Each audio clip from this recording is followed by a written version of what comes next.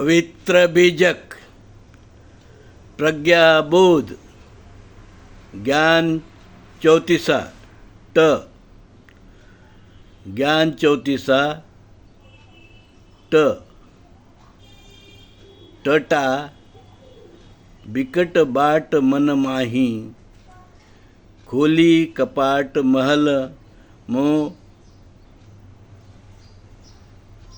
जाही, रही लटापटी झूठी तेही माही, कोई अटल तब कतहु न जाही। अब हम शब्द अर्थ जानेंगे। कपाट का अर्थ है किवाड़, फाटक, मन का दरवाजा। महल का अर्थ है स्वरूप, स्वघर। लटापटी का अर्थ है किसी प्रकार संघर्ष कर। अब हम प्रज्ञाबोध जानेंगे।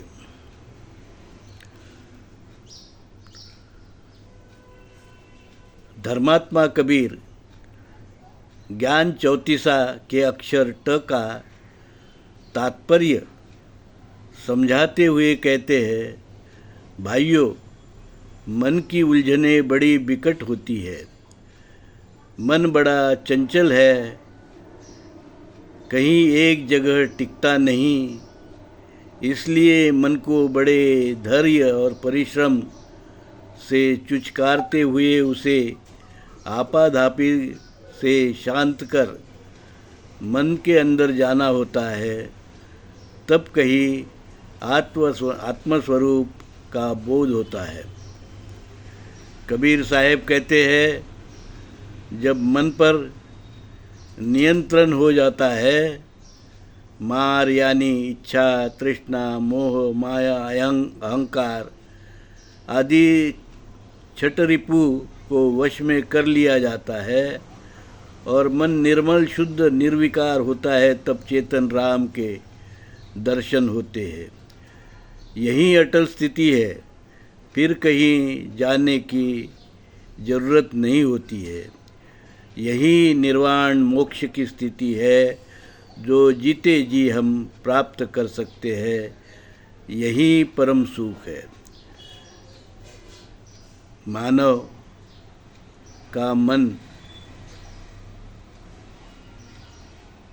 मानव के मन के कारण ही हमें मानव कहा गया है।